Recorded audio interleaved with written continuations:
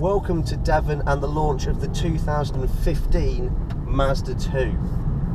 A sharp little package that is set to compete with the likes of the Volkswagen Polo, Seat Ibiza and, more importantly, the class-leading Ford Fiesta. Outside we have a really handsome little car inspired by Mazda's Kodo design language. If you thought the previous Mazda 2 was a bit of a looker, tell you what, this thing takes it to another level. It looks incredibly sharp, and with the optional body kit fitted to this car that includes rear wing and some side sills, it really does look the business. Now, this next generation supermini from Mazda comes in several flavours. There's a 75 PS petrol, there is a 90 PS petrol, which is what we're in at the moment. There's 115 PS petrol if you want a bit more power, and there is also 105 PS diesel.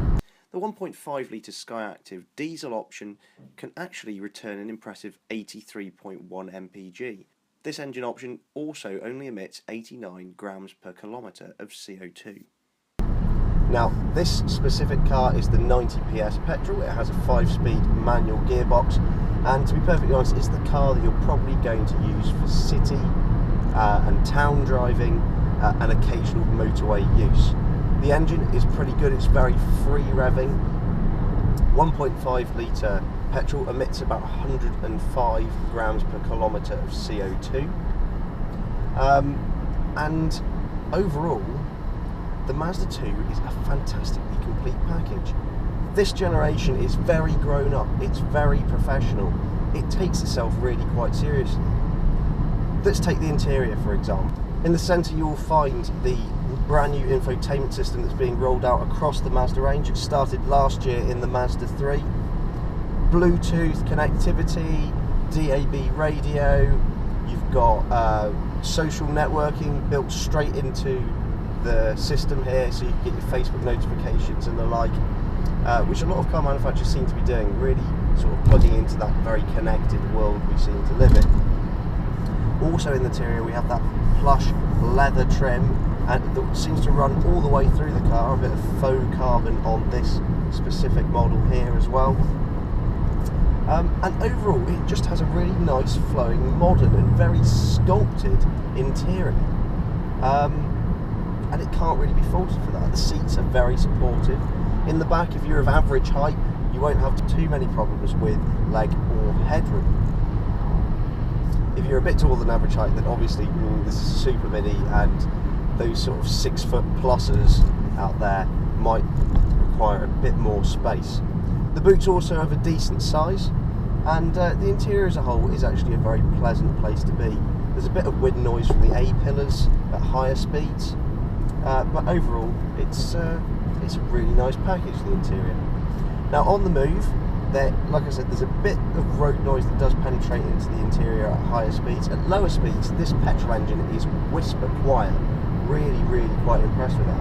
As I said, this is the 90 PS model. It is the best-selling model, but obviously the range kicks off with the 75 PS. That starts at about £11,200. This car, with all of its toys, remember body kit, stickers, etc., it's got everything, is about £17,000 odd, which is quite expensive. But all in all, pound for pound, the Mazda 2 is actually competitively priced to its competition. This 5-speed gearbox is really slick. It, again, like a lot of other Mazdas, it seems to maintain that snick motion. It's actually really enjoyable to row through the gears in this car. Now the 90, you are going to have to work the gearbox to get the most out of it, particularly in very hilly environments like we are in Devon. But around town, it probably is your better companion over the 6-speed gearbox, because the ratios are actually really nicely spaced in this. If you are going to be doing motorway trips regularly, the 115 PS petrol is the one to go for. It's got plenty of punch, and it really does hold its own on the motorway. Obviously, if you're doing regular scheduled motorway trips, the diesel is definitely the car for you. Plenty of low down torque. The one thing all of the engines have in common is just how good they handle. in any one of the cars. You've got a fantastic chassis underneath you.